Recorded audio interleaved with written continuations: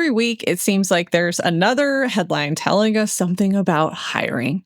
A new study comes out, a lawsuit gets filed, Workday, or someone shares an experience on LinkedIn or social media. And before you know it, people have already decided what it means, whether they have the correct information or not. And as you know, there's a lot of opinions out there. A lot.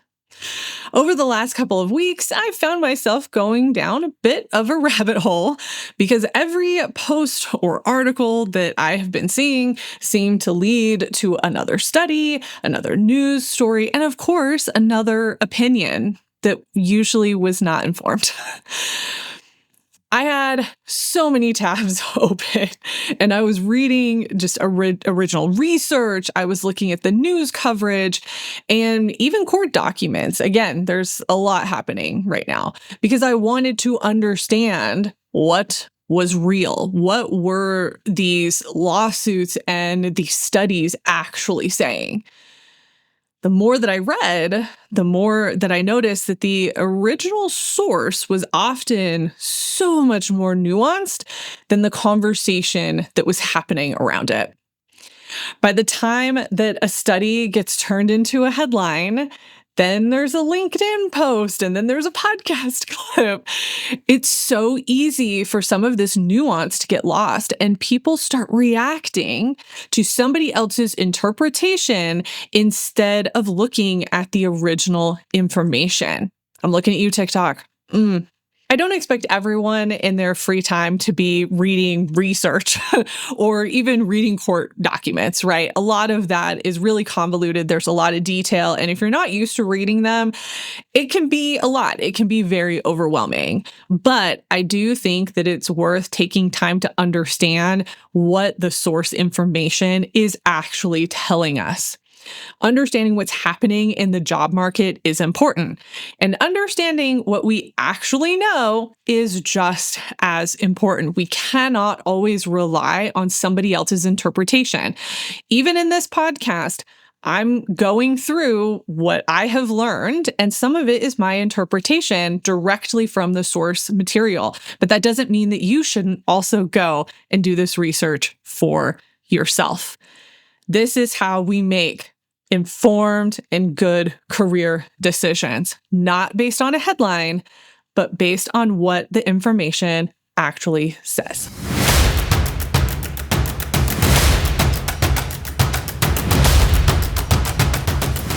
Welcome to Control Your Career. I'm Julia Toothacre, your strategic career consultant. And today is the first episode of a new format for this podcast. If you've been listening for a while, you know that I've traditionally organized this show into seasons, with each season being focused on one broader career topic. While I still like that format, there are also just more things that I want to talk about, and I want a little bit more flexibility to do that. And so we're going to start talking about more current events. I'm going to start bringing on more diverse guests to have different types of conversations around the world of work and how to help you as an employee control your career more. Going forward, episodes will be organized into collections instead of seasons. Whether you're looking for help with career clarity, career growth, career transitions, workplace dynamics, or career trends, you'll be able to find conversations around the topics that are most relevant to you without having to wait for an entire season on one subject. Today's episode is part of the Career Trends collection. From time to time, I'm going to be taking a step back to look at what is happening in hiring and employment and in the workplace. I'm not really trying to react to every headline. This isn't about clickbait, but I want to understand what's changing, what research is saying at the paper level, and how those changes are going to impact your career decisions.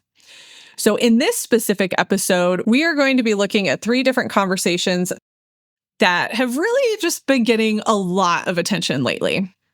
We're going to talk about the growing conversation around hiring managers and Gen Z. and how we have some generational situations going on.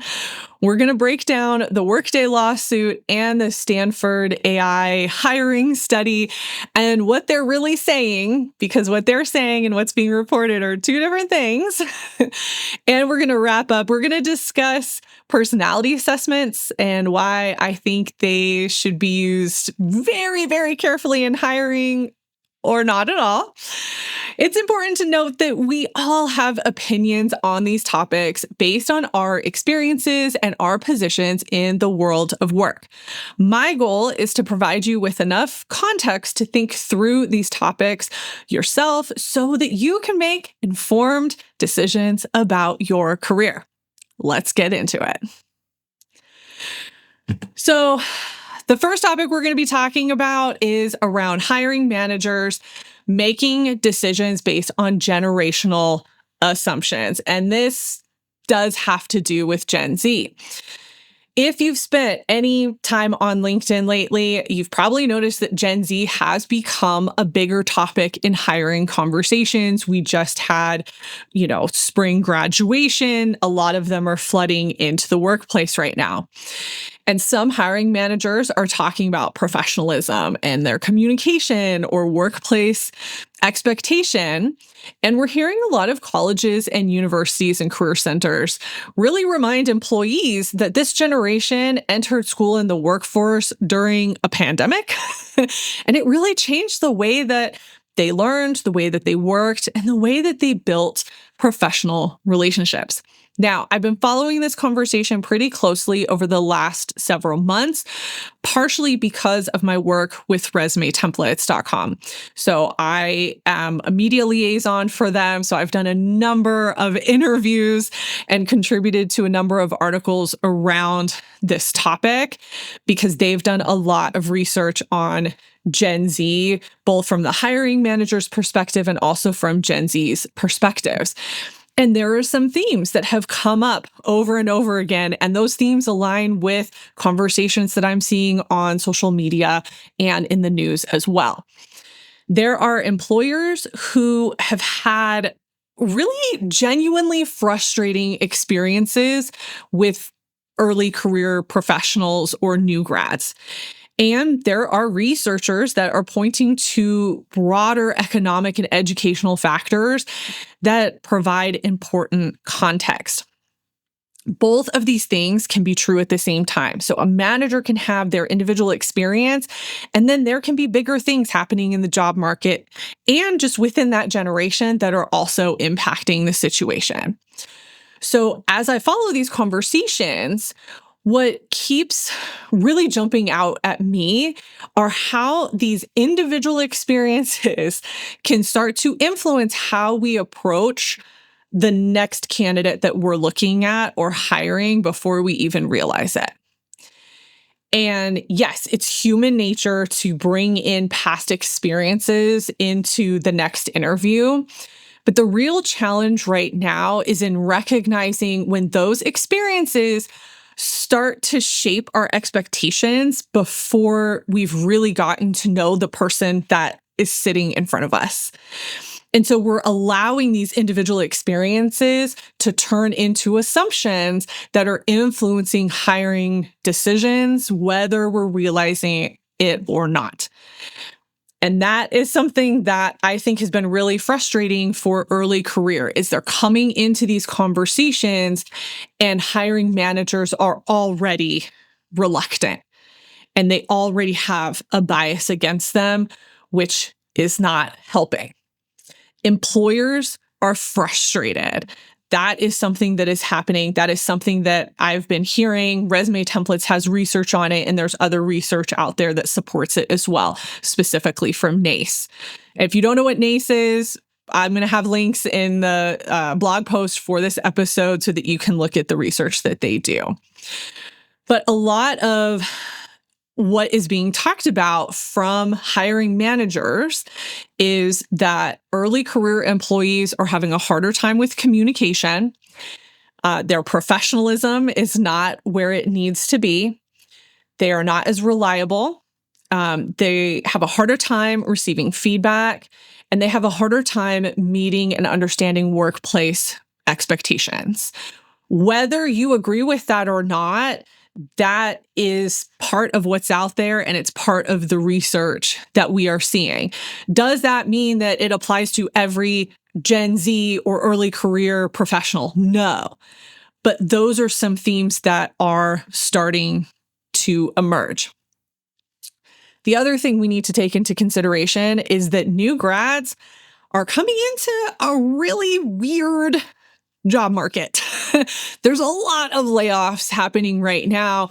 There are a lot of employers who are just simply not hiring, and they're not hiring early career. There are, I think, a lot of impacts on this particular generation with regard to COVID and online learning and the experiences that they've had. So from a communication standpoint, that probably has impacted them significantly.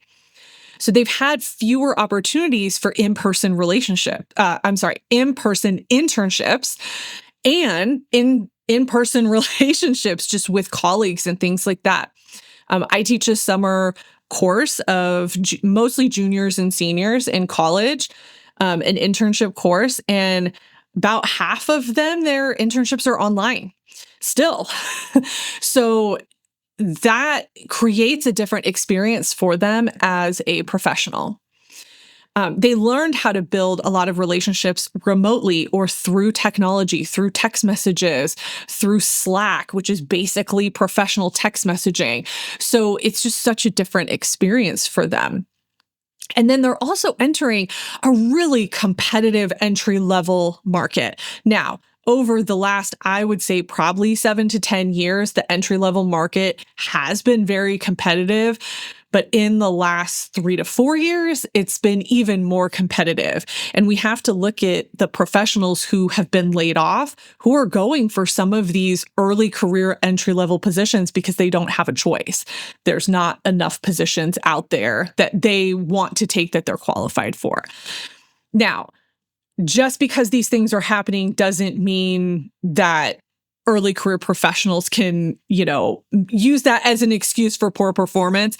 That's a different conversation. But there are broader realities that I think hiring managers need to understand about this generation specifically and understand their perspective and what they're looking at and feeling and experiencing within the job market.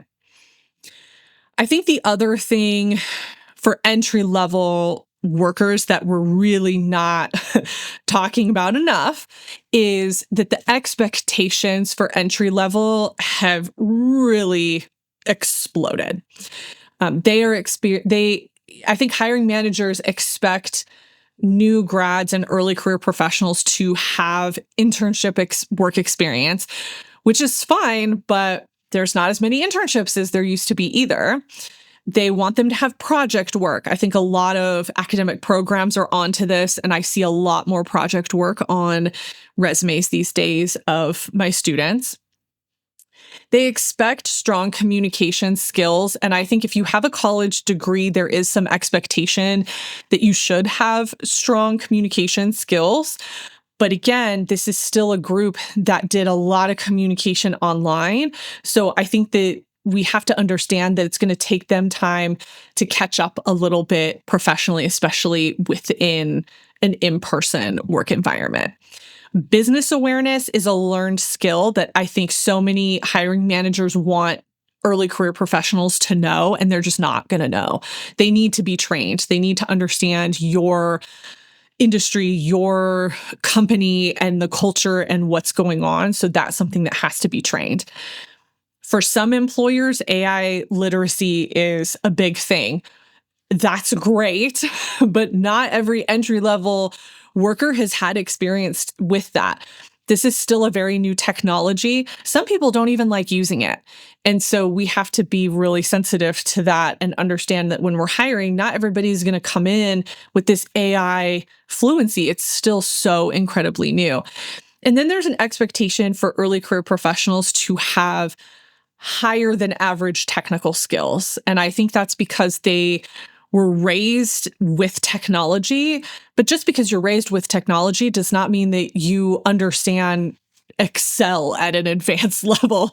That still requires a significant amount of training. So I think even from a hiring manager perspective, we have to be really sensitive to the fact that they are going to come in with some skills and acumen, but they're not going to be at the level of your mid-career professional. And so we need to remember that. So a couple of facts that I want to put into this. This is from NACE's Job Outlook 2026 spring report. They do this every year. One of the things it said was more than 20% of employers said recent graduates are very well prepared for work, while the majority said they're reasonably prepared overall. So that's actually a much more positive statistic than I've seen in other studies and reports. And so I think one of the things with NACE is they are connected to employers that are specifically hiring early career professionals. So I think their view is going to be a little bit different, but also I think that's a really positive outlook. Also, it said that employers identified communication, professionalism, and critical thinking as areas where graduates still have room to improve. So if you are early career and you're listening to this, those are the 3 areas that you definitely want to put a little bit more effort into, or at the very least, make sure that when you're interviewing, you have examples of how you have utilized those skills so that an employer understands that you have them. Okay, so I think some of the things we need to realize about this topic is there are things that are true, and there are things that are getting really, really oversimplified. So what do we know right now? We know that entry-level hiring is very competitive. We know that employers are valuing very specific skill sets that it appears some Gen Z are still lacking, okay? And I think this idea of career readiness skills, so the communication, professionalism, teamwork, is just as important as some of the technical skills that employers are expecting from early career professionals. I do not believe, and I do not think that there's any research that I have seen out there that shows that Gen Z is a weaker generation of employees, because that's something that I've been hearing from employers is, this is a generation that doesn't want to work. They don't want so many stereotypes and things. Millennials got that too. I just think that this is early career professionals getting stereotyped, which happens in every generation. And this is part of that oversimplification that we see on social media and through the headlines. So I see posts that say things like, I'm not hiring Gen Z anymore, and here's why. They're lazy. They don't want to work. This generation doesn't want to work. Like, all these statements are happening, and it's somebody's singular experience. It's not indicative of the entire generation. And I think that hiring managers, as you're experiencing all these headlines and posts, you need to remember that. What is your experience, and how much of your experience is nuanced, and how much of your experience is because you're not hiring well? Is your job description saying what it needs to say? Is it articulating your needs? Are you interviewing the right types of candidates? Like, there's so much more to this that we need to really think about. Having said that, I think that hiring managers do have challenges, right? They do have their own experiences that they are going through. And the problem is those experiences are matching with the data of other hiring managers. And so that makes them feel like they are justified, right? And in some ways they are, because it is their experience. But that doesn't mean that we can dismiss an entire generation because you have experienced a handful of people that, act and behave a certain way. It's important to remember millennials got this treatment too. I remember early career and all the headlines about us and everything that they were saying. So each generation criticizes the new generation coming up. That's very common. It's also a headline grabber, and we have to think about that as we're looking at all this research and we're looking at all these stories that are out there. How much of it is a headline grabber and how much of it is really true? So I want to bring in a realistic reality component for people to understand, what does this mean for me? Okay. So some hiring managers are going to be more skeptical of hiring recent graduates. And that's just real. That's just a real thing. And some of them are going to be much more open to it because they want to give back to that next generation. They remember what it was like and they want to help. So you have to ask really good questions in the interview process to understand where somebody falls within that.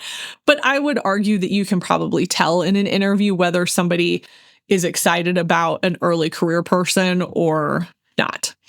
But there is still that skepticism there, and you just have to be aware of that. And here's the thing, like if somebody is against early career professionals, you, as good as you might be, are not going to change their assumptions within the interview. All you can do is give them as much evidence as possible to challenge whatever assumptions they're coming in with. So those skills that hiring managers are saying that Gen Z and early career are missing, make sure that you have examples for that, right? Come prepared, communicate clearly, conduct yourself professionally. There are a lot of easy things that you can do to fight those assumptions with hiring managers. Now, if you're a hiring manager listening to this, you really have to ask yourself, are you evaluating the person in front of you as an individual, or are you allowing previous experiences or stereotypes to shift your expectations because you have an assumption that they're going to act a certain way? So in that case, make sure that you're asking better questions. Make sure that you are having a conversation so that you understand how the person across from you works, so that you can challenge some of the assumptions that you are making. Okay, this next conversation that I want to have is something I have been seeing all over for months. And I wasn't going to weigh in on it, but when I decided to do this episode, I realized we have to talk about this because so many people that have big followings are getting so much information wrong. And even though I am a relatively small creator in the career world, part of the reason I'm a small creator is because I tell the truth. I tell the truth, and I don't play into clickbait. I don't play into how can I set this story up to get the most likes and the most traction and all of that. And so what I want to talk about in this next section is the Workday lawsuit and the Stanford AI hiring study, because both of these things have been taken out of context so much on every single platform, in the news, all over the place. And so we really need to talk about it.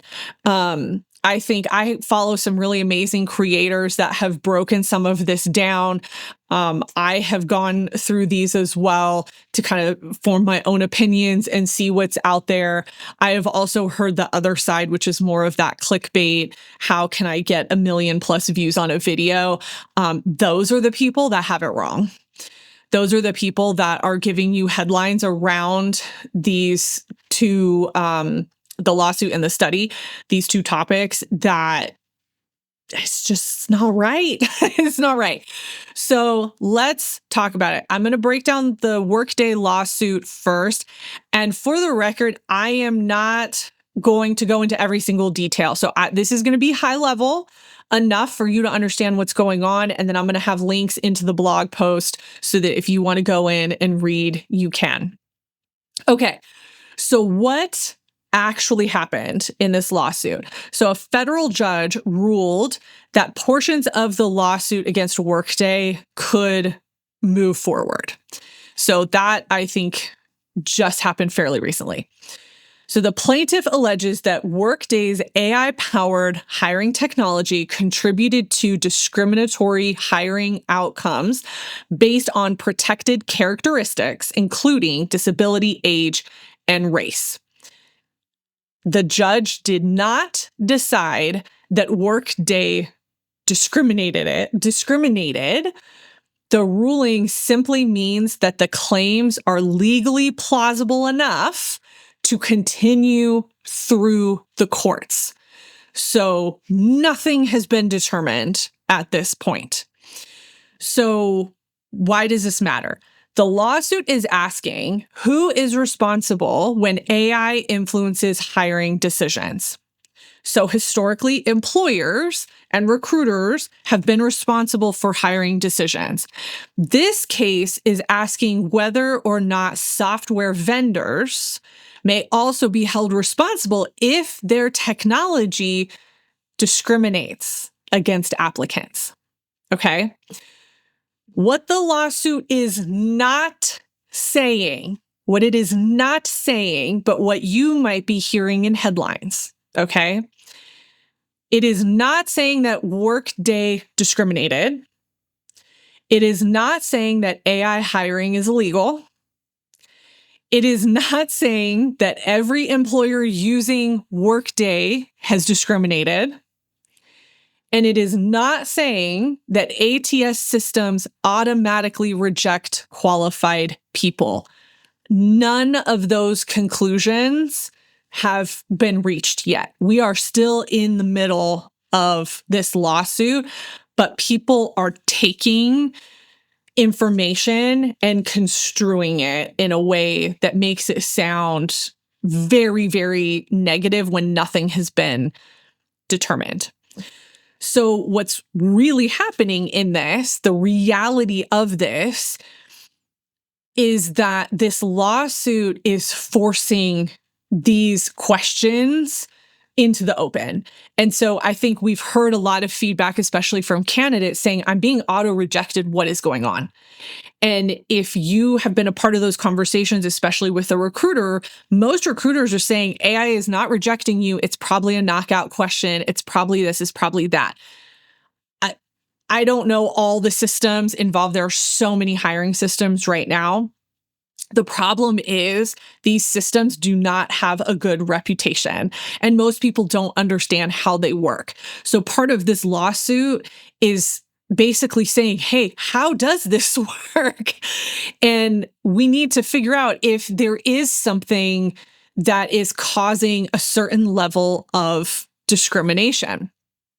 And so just because there's a lawsuit happening doesn't mean that somebody is guilty yet. We're trying to figure out what is going on. And so this lawsuit is really important because it is starting that conversation. And I think whatever comes of this is going to be extremely impactful to the world of work, and specifically the role that these systems play in the hiring process.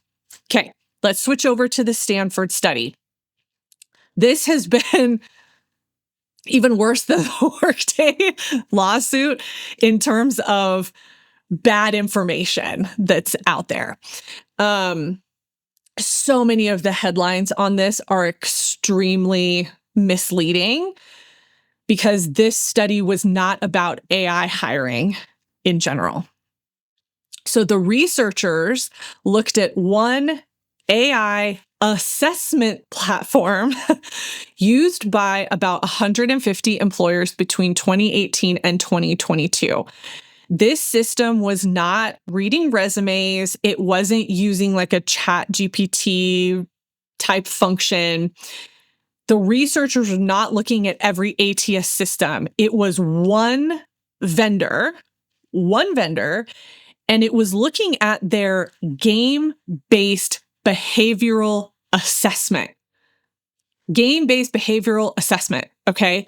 Which is something totally different. And we're actually going to talk about assessments in another section later in this episode.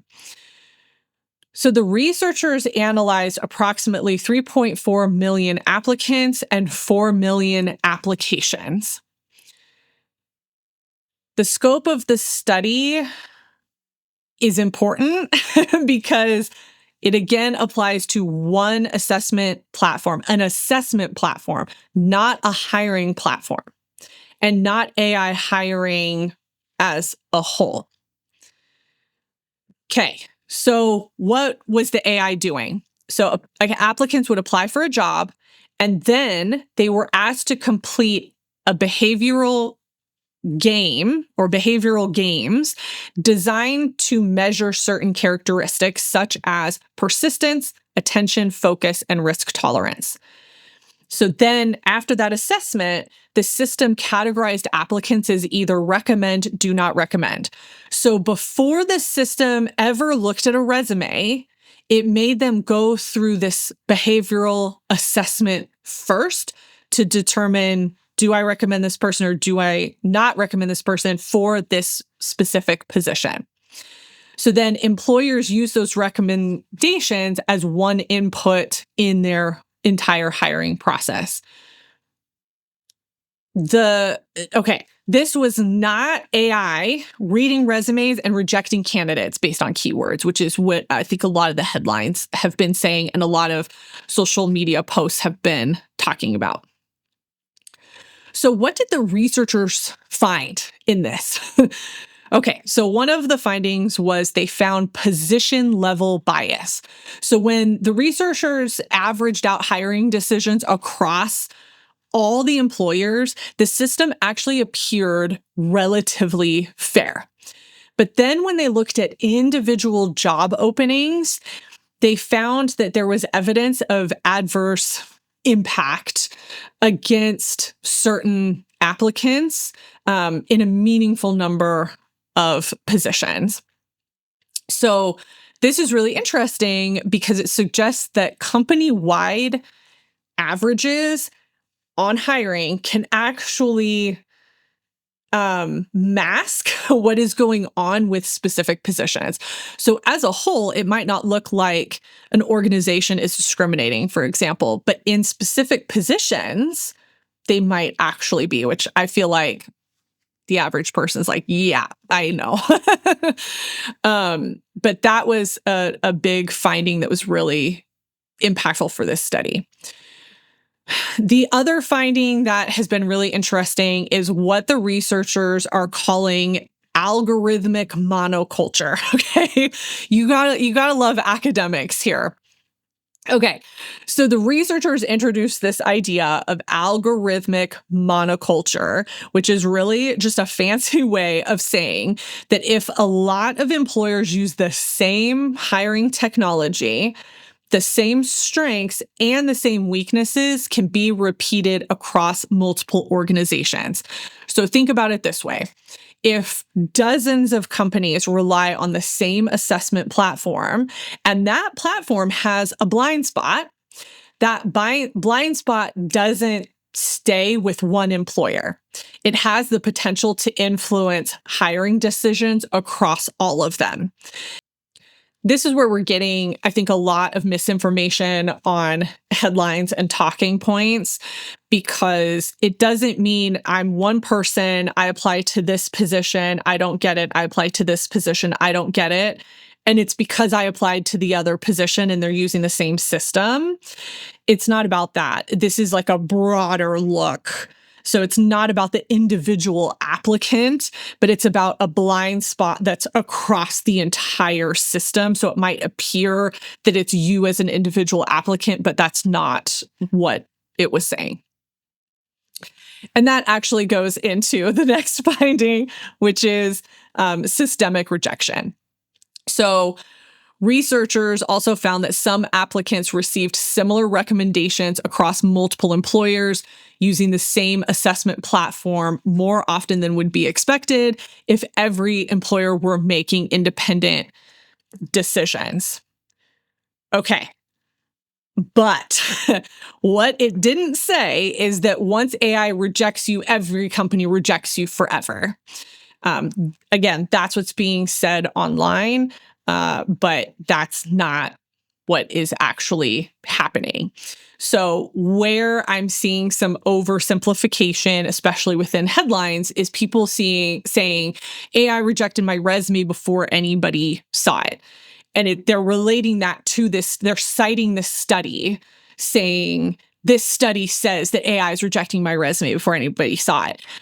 But the Stanford study did not look at resume screening. And so I'm also hearing people say, this proves ATS systems are broken. They weren't looking at ATS systems. They were looking at an assessment system that was doing an assessment before a system ever looked at a resume. So what the researchers actually recommended was greater transparency, regular auditing, accountability, employer oversight, and additional research, as you do in a research study. I think it's really important to remember that research studies are looking at one thing. They're not generally, unless you're doing a longitudinal study, they're not looking at multiple things. Most studies, this one included, they are looking at one thing. And that's where people who don't read research are not understanding how to read the research. And it's very obvious.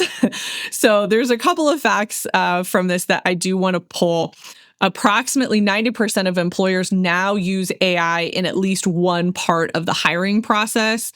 That includes everything from scheduling interviews to writing job descriptions, not just resume screening. And this was industry data that Stanford News pulled together in relation to this study. So AI is being used within hiring, but it's used in different parts and it depends on the organization where it's being used.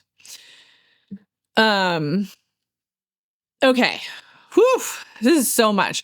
So let's look at, okay, so we've looked at the Workday lawsuit, we've looked at the Stanford study, and we've kind of gone through what they both mean. So what is the reality of these topics, these things that we're talking about here that are in the news? AI is becoming a part of hiring. It is. The Workday lawsuit is showing that, and the Stanford study is showing that. AI is a part of hiring, and we just have to be okay with that at this point. It's not going to be changing anytime soon. What I think we're going to start to see is more research, more lawsuits, and more regulation around how AI is being used. And I think that this is very common because it's a new technology, right? So what can you control as a professional? Read beyond the headline. If you do nothing else from this episode, read beyond the headline that you see, especially if that headline evokes an extremely strong emotion from you. That's what it was meant to do, which means there is likely something wrong with the headline. Something in the headline is not telling you the full truth. So read beyond what it means. Learn how hiring technology is being used. Follow recruiters, follow hiring managers. I would say follow recruiters. Follow people who are experts in the hiring process. Start learning about the common technologies that you're using and the common systems out there. And then also start honestly just really focusing on the parts of your career that AI is never going to replace. AI is not going to replace your judgment, your communication, your relationships, or your reputation. So start to focus on what you can control. What can't you control?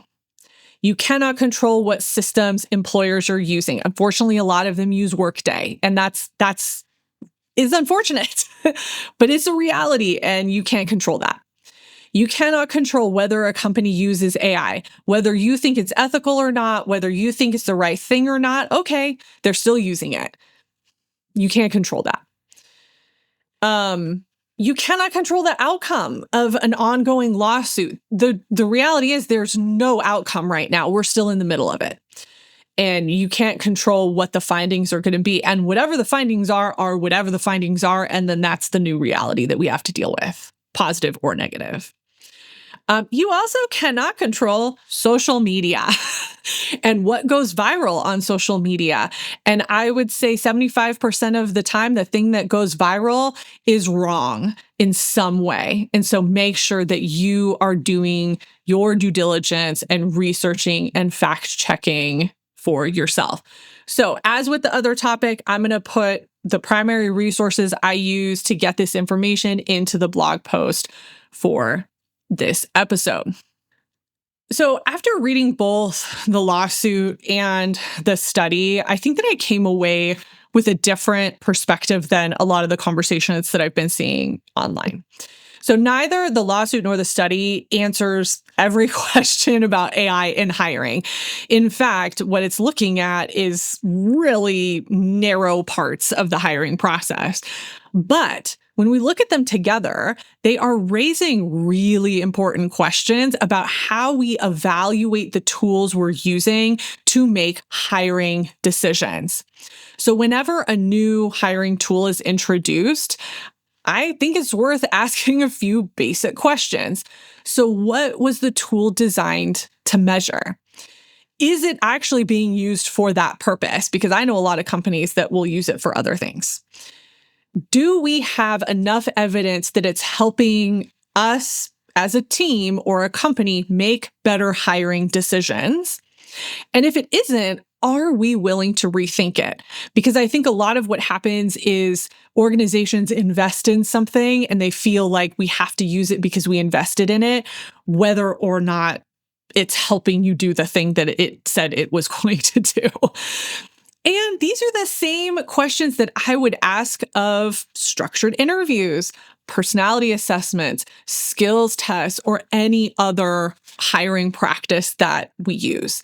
The technology might be different, but our responsibility to use it thoughtfully, that really hasn't changed. And I think that that's some of the gap right now between organizations and applicants.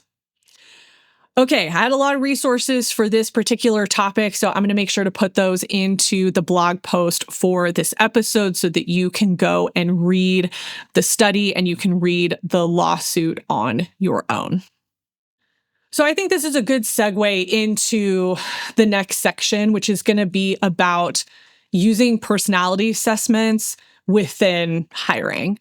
And honestly, I love personality assessments. They are extremely powerful, but hiring is probably the wrong place to use them.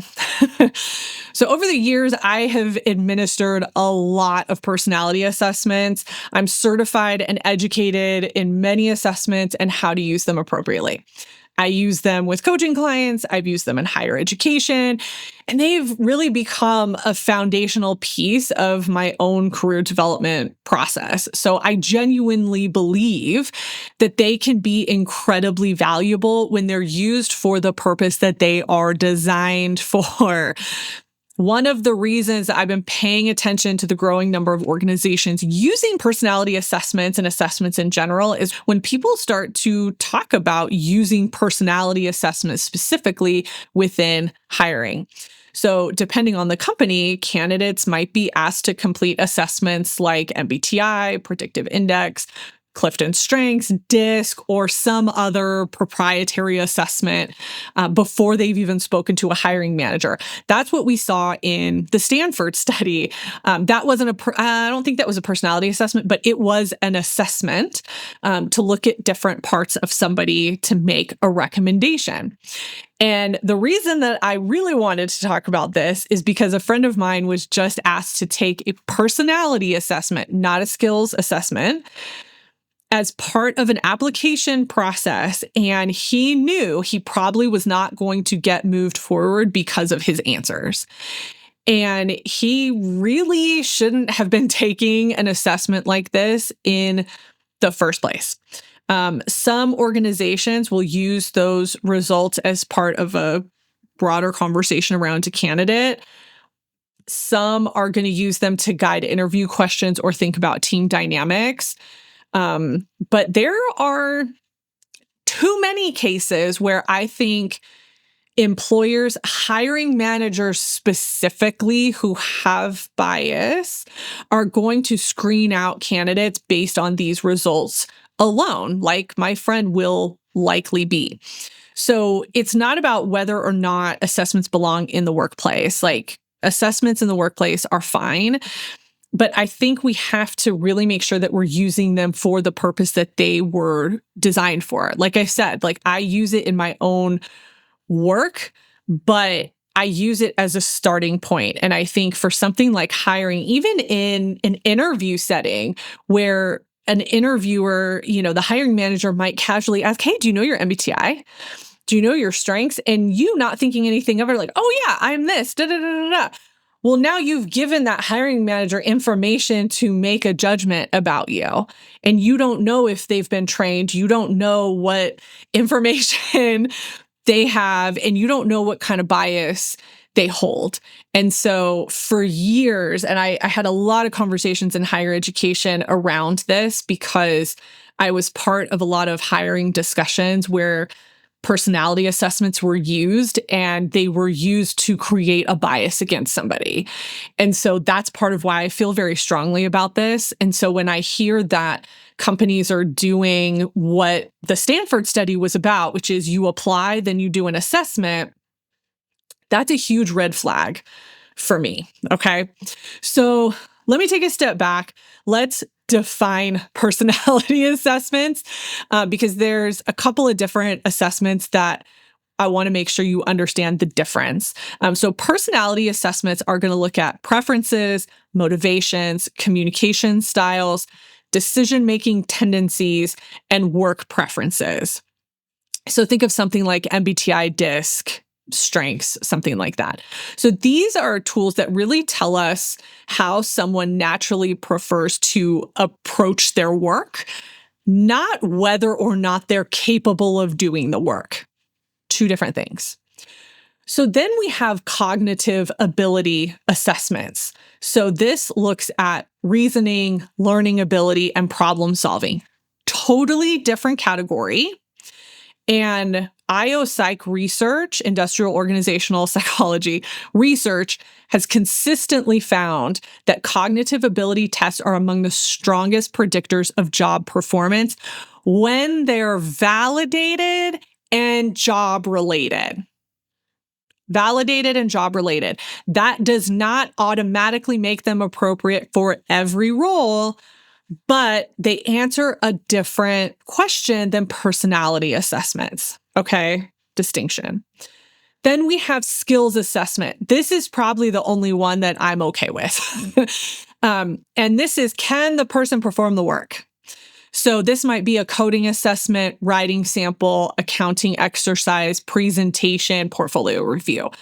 I think that's the most acceptable type of assessment that we can use in the hiring process. So I understand why organizations are using assessments. Hiring is expensive, turnover is expensive, and nobody wants to make the wrong decision.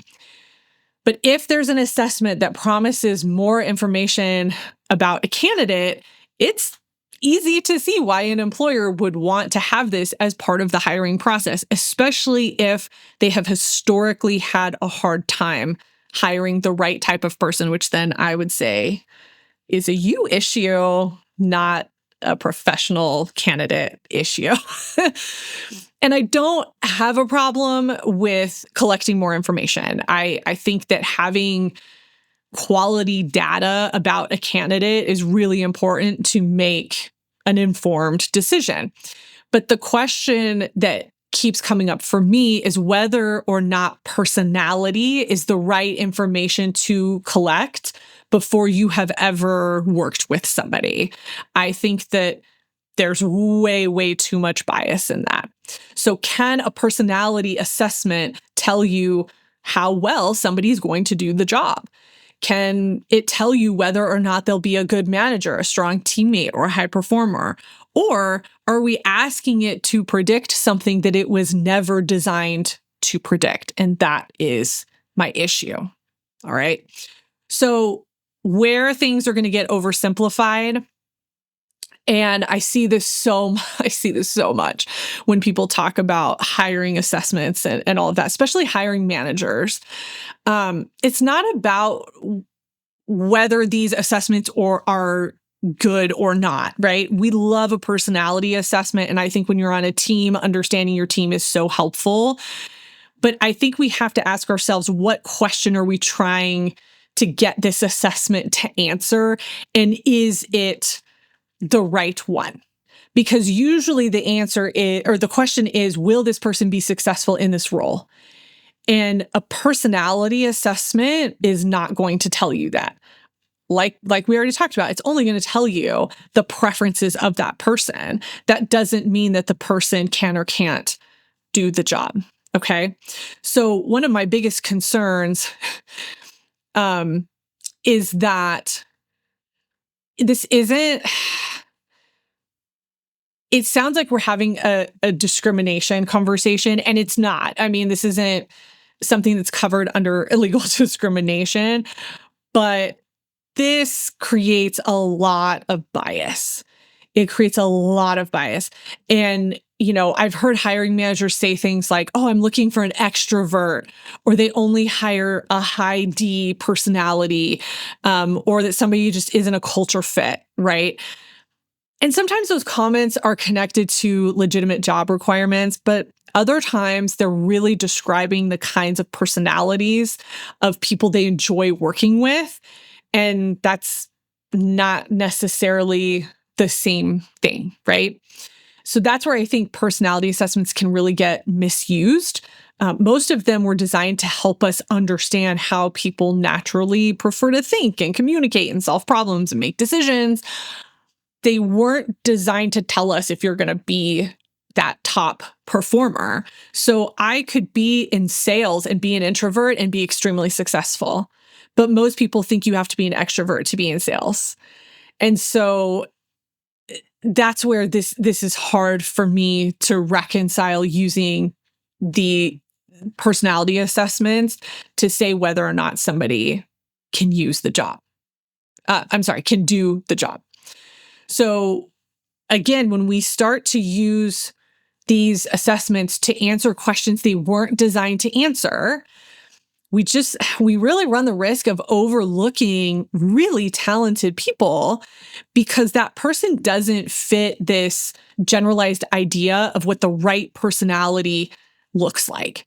Or maybe that hiring manager had an experience with that personality type and they don't want to be a part of that again. Well, that's like your own personal bias that you have to separate from the person in front of you.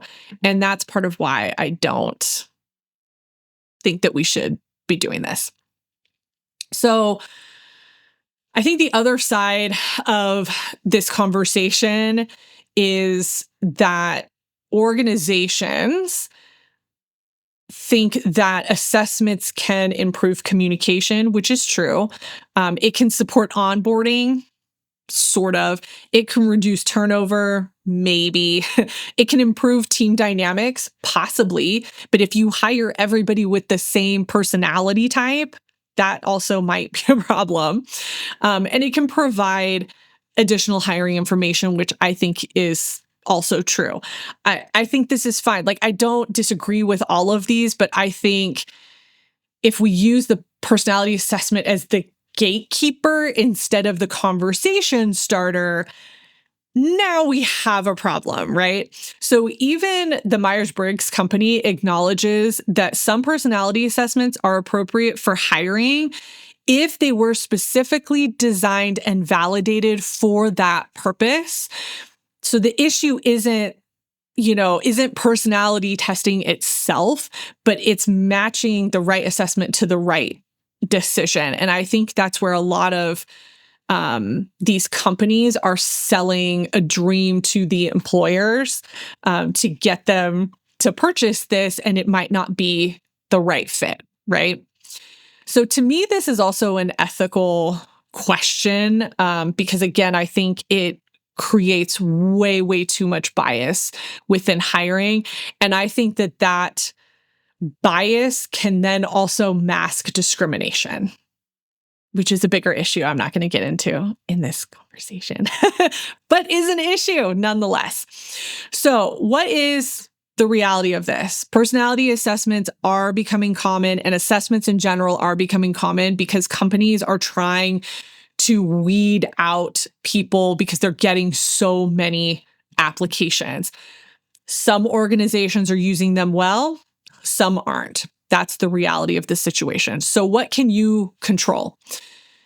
Answer honestly. There is no point for you to try to game the assessment or answer in a way that you think you should. That's not going to help you in the long run. So answer honestly. Don't try to throw questions. Ask how the results will be used if you have the ability to, and then ask whether or not you will receive feedback or you will get a copy of the results. I think if you don't get a copy of the results, that would be a huge red flag for me. So what you can't control here, you can't control whether or not a company uses personality assessments. Obviously, you can choose to not move forward in the process. That's your prerogative. You can't control how much weight they're going to give those results. And you can't control how the results are going to be interpreted behind the scenes. They are likely going to make generalizations about you that may or may not be true. And that's just the reality of the situation. So as with the other topics, I am going to put different links to resources that I use to put all of this together so that you can go through and read some of this source material on your own. If you would like, those will be in the blog post for this episode. Now, as I was putting this episode together, I kept coming back to something that I talked about throughout my book and on this podcast, which is your career is shaped by more than your own choices. Unfortunately, every decision that you make is influenced by the environment around you, whether that's the labor market, hiring trends, changes in technology, or just what's happening within organizations. So that's why the first step in the control your career process is realistic reality. Before you decide what to do next, you need to understand the environment that you're operating in. Once you have a clearer picture of what's happening, you can make more informed decisions. You can set goals that align with your reality instead of clickbait headlines. And you can spend your energy on things that you can actually control. Now, I don't expect you to read every research study, court filing, or labor market report that comes out. I do that, and then I try to inform you as best I can. But I do hope that this episode at least encourages you to be a little bit more curious about the information behind the conversation. Most workplace issues are more nuanced than a headline or a social media post can capture. And taking just a few extra minutes to understand the evidence can completely change the way that you apply that information and think about your own career. So if you'd like to explore any of the research that I talked about today, I will include the links to the studies and articles and resources in the post for this episode on my website so that you can read them for yourself. If you enjoyed this new career trends format, I'd really appreciate it if you'd follow the podcast so you don't miss any future episodes. If you know someone who's been trying to make sense of everything happening in hiring right now, please share this episode with them. And if you have a topic, research study, or workplace trend that you would like me to cover in future career trends episodes, I would love to hear from you. So send me a message, get on my email list, and you can reply to me that way. Thanks so much for listening. And remember, you control your career.